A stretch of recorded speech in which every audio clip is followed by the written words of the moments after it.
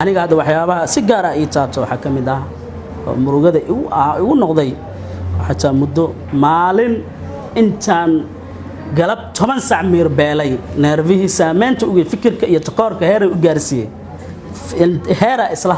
hadal aan gaaray ayaa waxa dhacday in nafteyda ay halis ku gasho waa hal door aan hankiisa aan ka reebin naafanimada aqoonta iyo cilmiga oo bartalana jiifan gurigiisa.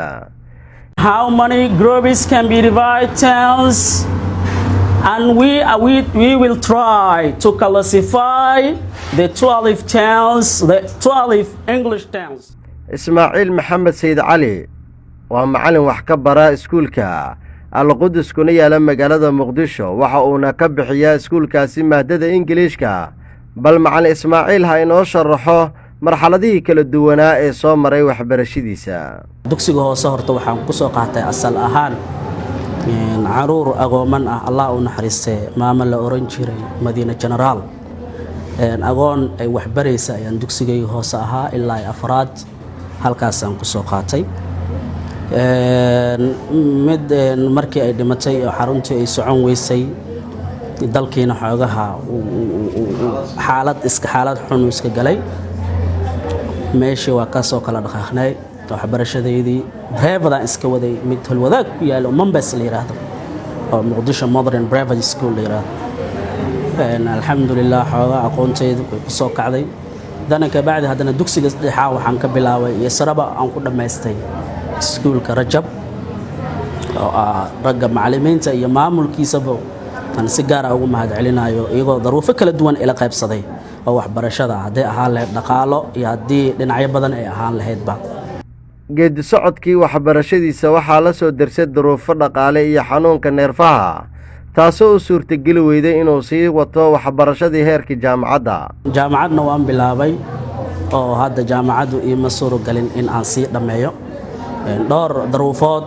jirta awgiisa haddii dhinac dhaqaale ay ahaan lahayd ama haddii ay ahaan lahayd xanuunadii oo marba mar ka dambeysa sii ziyaadaya markii aan kaaga waramo si gaar ah xanuunada waa cudur ila soo bilowday xilligan dhashay balse marba mar ka dambeysa da'deedii koraysa ila sii koraya oo neerfa ah problemo kala duwan ama dhinac familia ha ahaato ama dhinac bulshada ha ahaato oo la kulmid oo dhinacyo badan ah ayaa iyo nolosha adduunyo aad ogtahay in waxyaabo badan ay isaga adag yihiin way ii suuragali weysay jaamacadeeda in sidii la rabay aan ku dhameystay gaar ahaan waxa si aad ah oo ii celiyay laba meelood oo dhaqaalaha iyo xanuunkiyo isii liiday ahaa iyo taageero la'aanta bulshadu xaaladaha adag ee soo maray noloshiisa ma ahayn mid uu ku niyajabo oo waxa uu ku dhiiraday isagii asxaabtiisa inay furtaan iskuul wax lagu baro dadka si ay u soo saaraan bulsho wax baratay iyadoo caqabado ay jiraan haddana kama sii degino hadafkaygii waanoo la xiriiray in nolosha aan horumariyo waxaan go'aansaday in macallinimadii aan sii wado rag uu ka mid yahay rag asxaabo ah ayaa aan isla soo bilaabnay oo hadda iskuulkan marka ilaa haddana qaarkoodii aan isla wadnaa isku dayo badan oo ku aadan sidii uu shaqo uga raadsan lahaa iskuullada waaweyn ee ku yaala magaalada Muqdisho ayuu kala kulmay takoor laguna niyad jabinayo markii in xarumaha qaarkood aad booqato waxaad kala kulmaysaa midab takoor iyadoo lagu leeyahay naafaad tahay wax ma qaban karto hadda tusaale caqabadaha ugu weyn sabuuradda markii cashir la saarayo ayay ka timaadaa ay kugu leeyihiin oo kale naafaata waan ka xunnahay shuruudii loo baahnaa isla sheekaysi iyo walwal badan oo ku aadan takooridda ayuu kooma la galay macallin Ismaaciil sidoo inoogu sharaxayo aniga hadda waxyaabaha si gaar ah ii taabto waxa kamid ah murugada igu noqday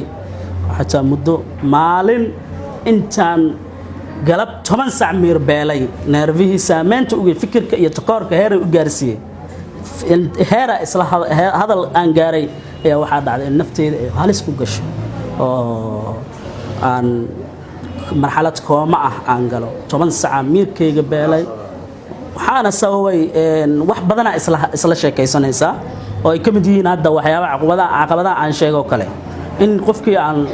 la dhiirigelin haddii ugu yaraan aadan waxba u qabanaynin waa inuu hadal wanaagsan kaa ilaa aad dhiirigelisaa. cabdulaahi maxamed sheekdoon, warbaahinta s b c muqdisho.